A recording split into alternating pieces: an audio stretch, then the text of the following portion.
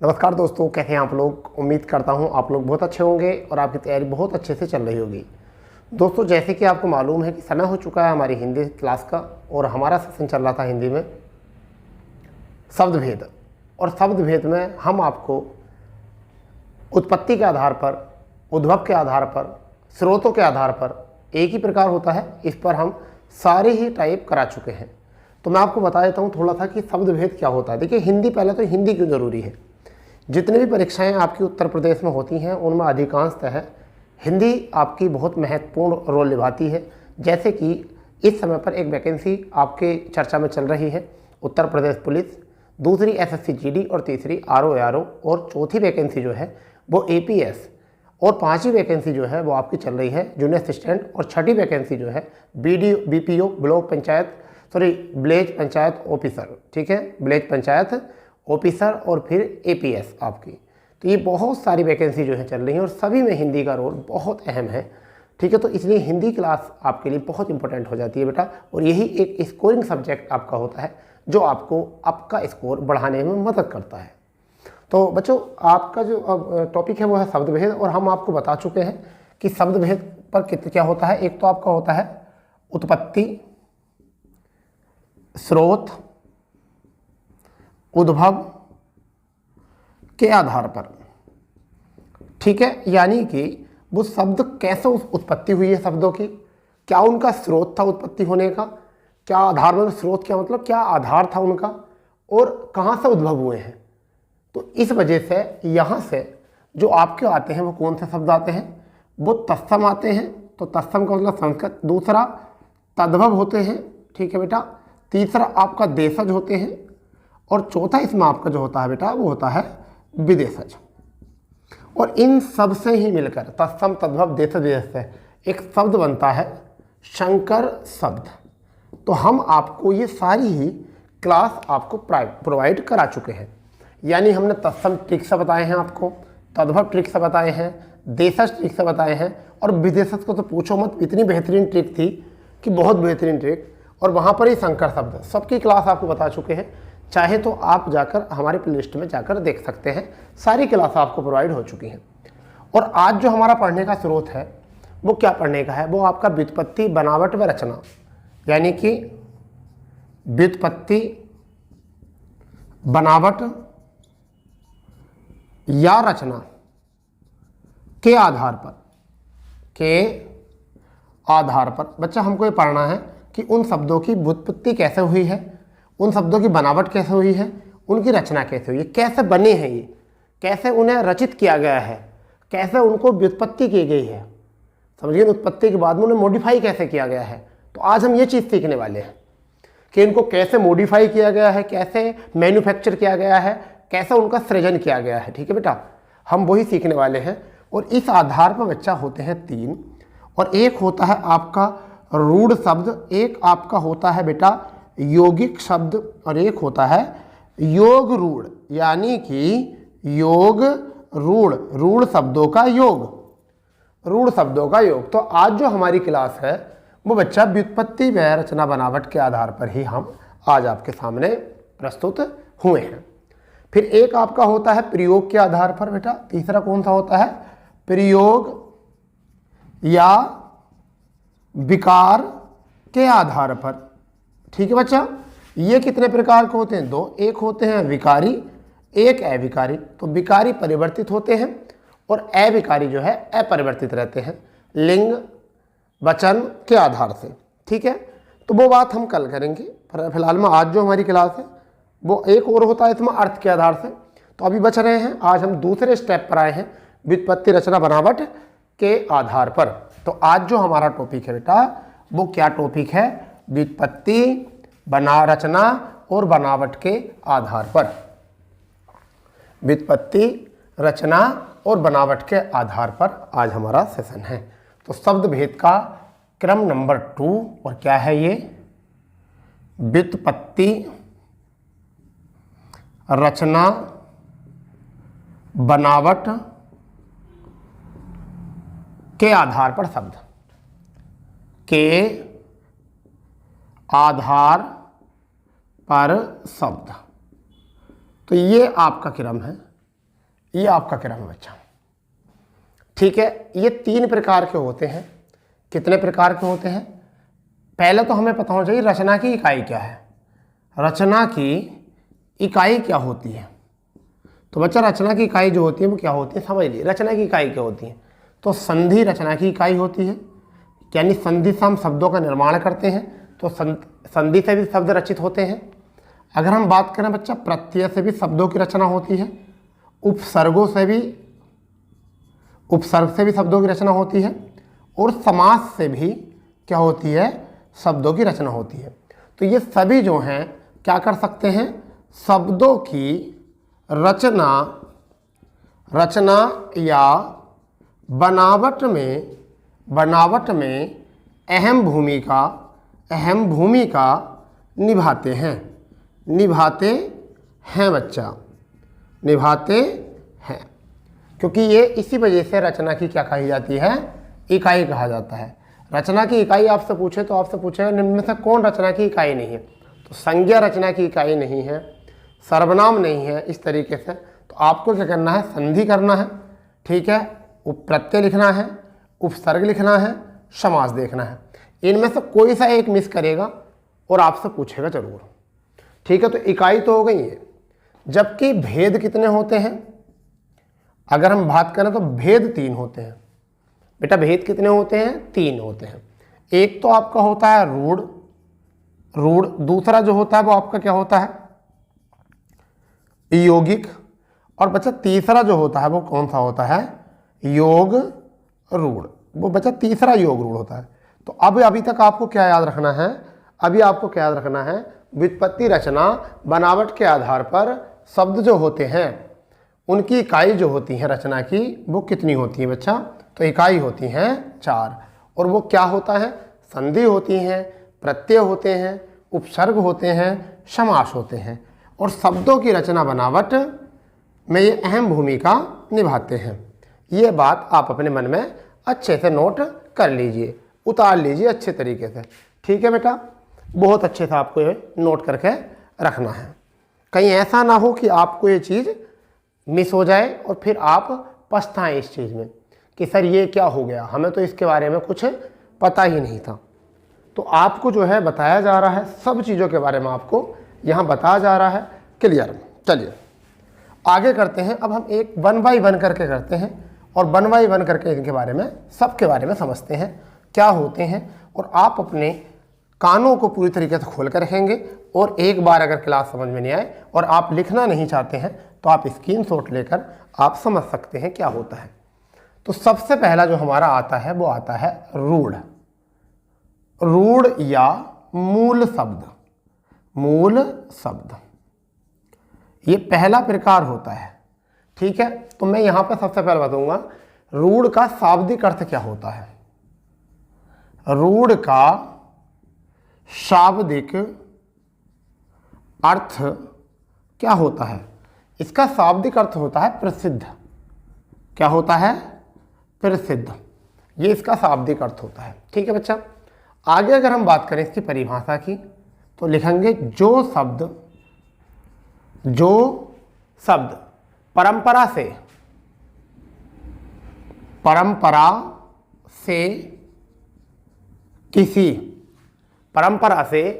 किसी विशेष अर्थ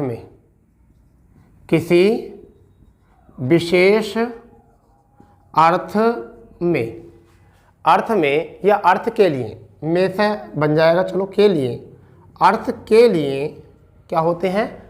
अर्थ के लिए होते हैं, अर्थ के लिए होते हैं। अर्थात जिन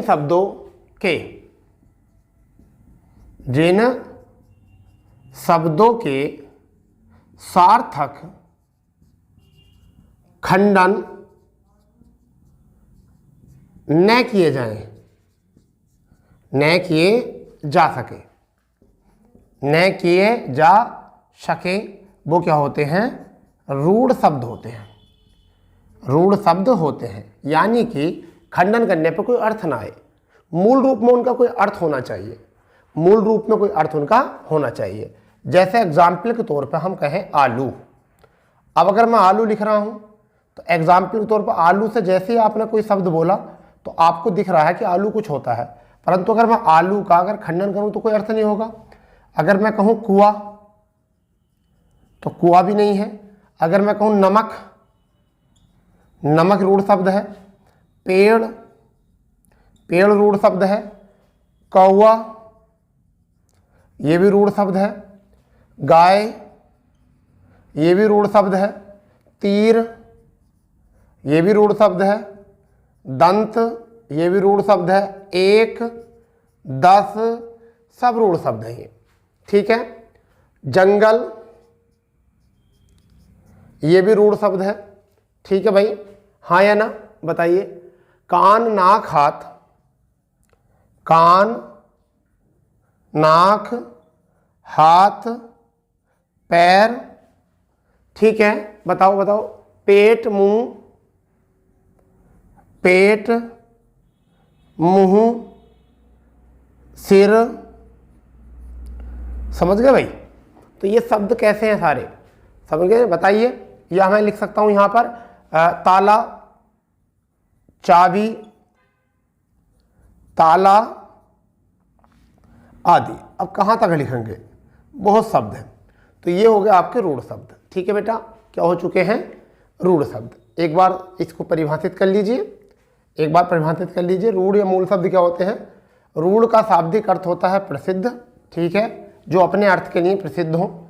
जो शब्द परंपरा से किसी विशेष अर्थ, अपने एक ही परंपरा, प्राचीन काल से ही एक ही अर्थ के लिए आते हों, जिन शब्दों का सार्थक खंडन न हो सके। जैसे दंत का अगर मैं खंडन नहीं कर सकता, द और द प्लस स हो जाएगा, इसका कोई अर्थ नहीं होता, ठीक है। 10 का द और स हो जाएगा, इसका खंडन करके कोई अर्थ नहीं होगा। न किए जा सके उन्हें हम क्या कहते हैं, रूढ़ शब्द कहते हैं। और उनमें आपके उदाहरण हो चुके हैं, आलू, कुआं, नमक, पेड़, कौवा, गाय, तीर, दंत, एक, 10 जंगल, कान, नाक, हाथ, पैर, पेट, मुंह, सिर, चाबी, ताला आदि, ठीक है बेटा। नोट कर लीजिए इनको बहुत अच्छे से, बहुत फुर्ती से, बहुत ही फुर्ती से, ठीक है। चलिए इसके बाद में हम बात करते हैं यौगिक शब्द के बारे में, कि यौगिक शब्द क्या होते हैं। यौगिक शब्द क्या होते हैं पता बहुत ज़रूरी है इन चीज़ों का करने के लिए, क्योंकि अगर आपने इनका पढ़ लिया अच्छे से तो फिर आप तो ये समझ लीजिए यहाँ से एक भी प्रश्न गलत नहीं कर पाओगे। चैप्टर बहुत प्यारा है ये, ठीक है भाई। तो क्या है अब यौगिक शब्द, दूसरा जो है वो क्या है, यौगिक शब्द। यौगिक शब्द क्या है, इसकी परिभाषा, ऐसे शब्द जो, ऐसे शब्द जो दो या दो से अधिक शब्दों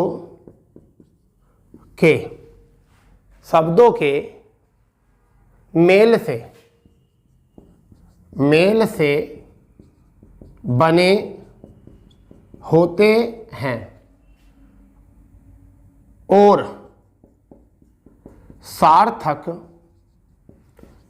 खंडन होने पर भी अपना अर्थ होता है, क्या कहलाएंगे, यौगिक शब्द कहलाएंगे। यौगिक शब्द कहलाएंगे। होते कौन कौन से हैं, एक तो होता है संधि, सभी संधि मतलब विसर्ग संधि भी, ठीक है, स्वर संधि भी और व्यंजन संधि भी, ठीक है। दूसरा इसमें क्या होता है, उपसर्ग, उपसर्ग भी होते हैं। तीसरा इसमें प्रत्यय, ठीक है। चौथा इसमें आपका क्या होता है, समास। अब समास बहुव्रीहि को छोड़कर, बहुव्रीहि को छोड़कर और सारे समास होते हैं बहुव्रीहि को छोड़कर, समझ गए नहीं। आर्यवचन तो संधि होती है, उपसर्ग होता, प्रत्यय होता, समास होता। देखिए उपसर्ग में क्या होता है, उपसर्ग में क्या होता है, उपसर्ग में आश्रित शब्द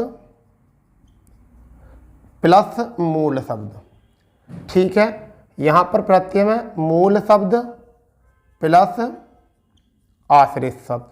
समास में मूल मूल भी होते हैं, ठीक है, आश्रित मूल भी होते हैं, समझ गए नहीं, और मूल आश्रित भी होते हैं, मूल आश्रित भी होते हैं, क्योंकि उत्तर पद प्रधान, प्रथम पद प्रधान और दोनों पद प्रधान भी होते हैं, ठीक है। तो ये भी आपको थोड़ा सा पता होना चाहिए, ठीक है भाई। रही बात एग्जाम्पल की, जैसे मैंने लिखा विद्यालय, विद्यालय, तो इसका एक ये शब्द जो इस टाइम क्या है, यौगिक। मैं लिख रहा हूँ यहाँ पर विद्या प्लस के आल्य, इनका दोनों का अर्थ होता है, विद्या मतलब शिक्षा, ठीक है, आल्य मतलब घर, यानी कि शिक्षा का घर जो होगा वो हमारा क्या होगा, विद्यालय होगा। तो ऐसे ही शब्द जो होते हैं वो कौन से होते हैं, यौगिक होते हैं। जैसे कि देशभक्ति, तो देश हो गया, अलग अर्थ होता है, भक्ति भी अलग अर्थ होता है, तो क्या बन जाएगा, देशभक्ति हो जाएगा, ठीक है। विद्यालय हो चुका है, देशभक्ति हो चुका है, ठीक है भाई।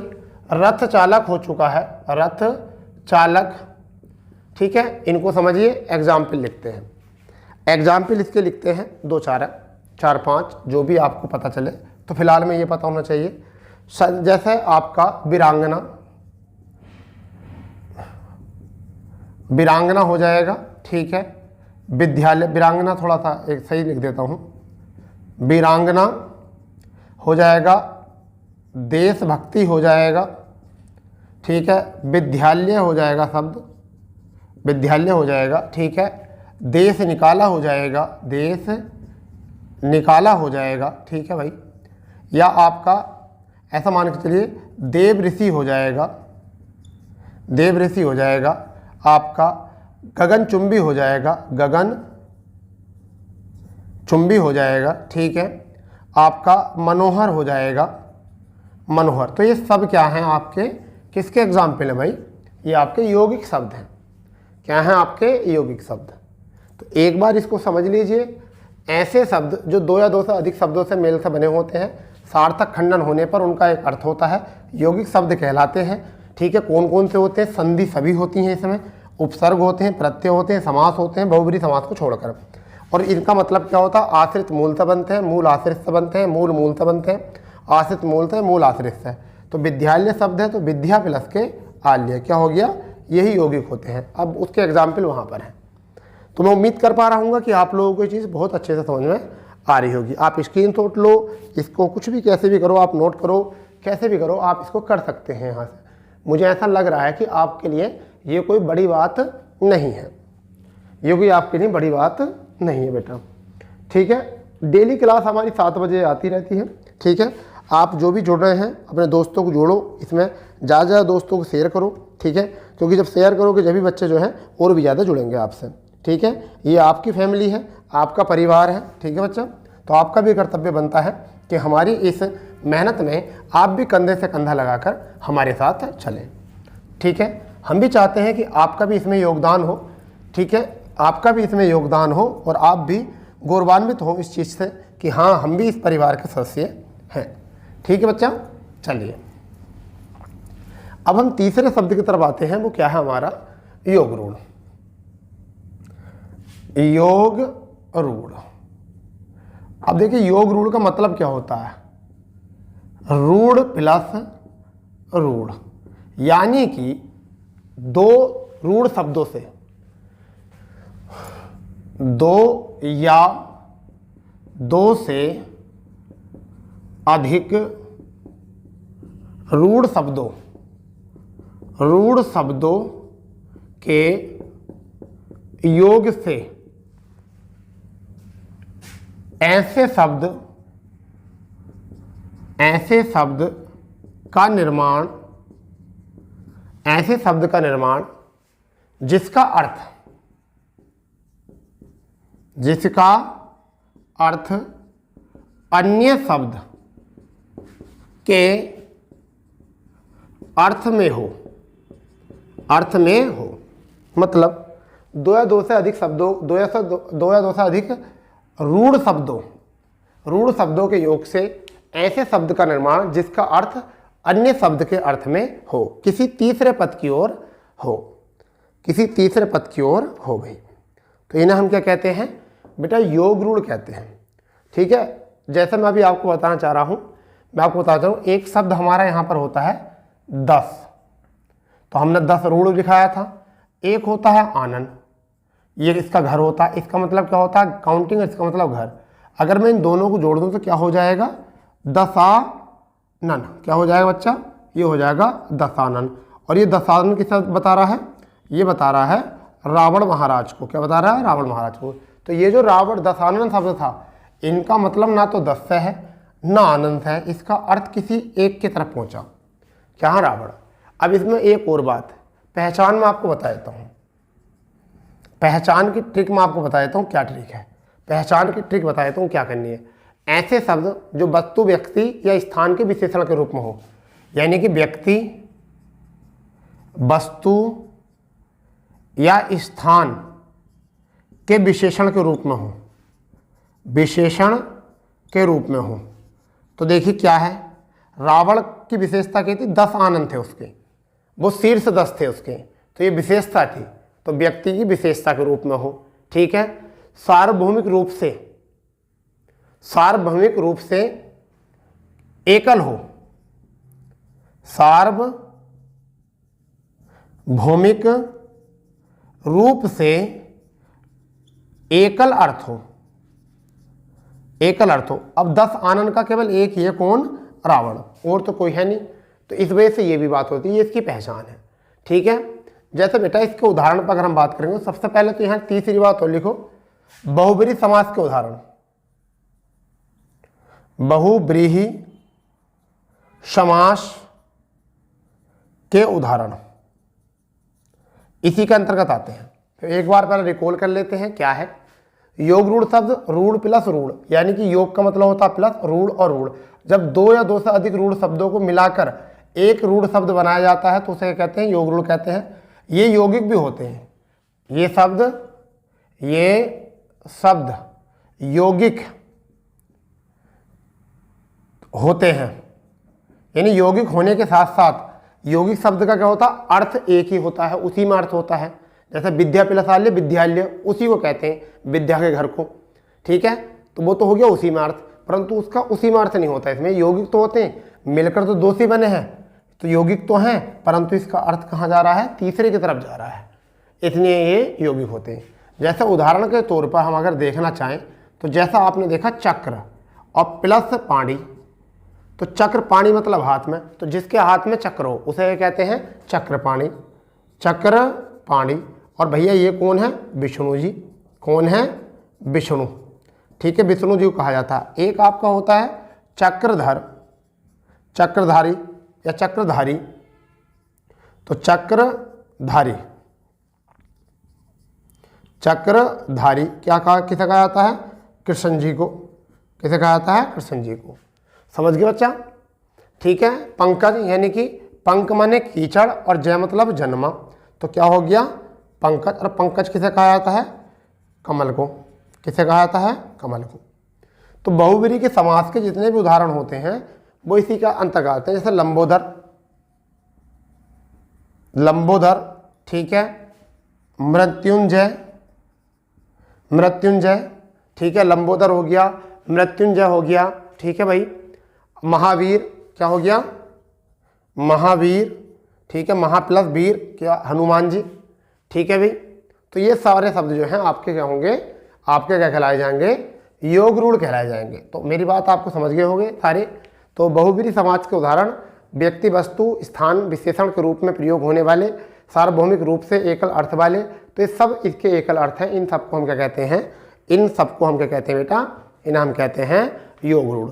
तो आज का सेशन हमारा यहाँ से ही है, आप इन्हीं को अच्छे से तैयार कर लेना। ठीक है दोस्तों, तो आज हमारा अपना सेशन यहाँ पे होता है। कल जो हम कराएंगे आपको उपसर्ग रहे हैं, प्रत्यय होंगे, आपके समास रहेंगे, ये अभी एक होने हैं। उपसर्ग होंगे पहले इसमें, ठीक है, उपसर्ग होंगे इससे, क्योंकि यौगिक शब्द हम कराएंगे तो यौगिक शब्द में उपसर्ग आपके रह रहे हैं, फिर आपके प्रत्यय होने हैं, फिर आपके समास होने हैं, जब जाकर हम जाएंगे विकार के आधार पर। ठीक है बेटा, तो फिलहाल में अभी हम अपनी क्लास में यहाँ विराम देते हैं। तो मिलते हैं कल अपने इसी प्लेटफॉर्म पर इसी समय पर, ठीक है। तो जब तक के लिए जय हिंद, जय भारत, वंदे मातरम।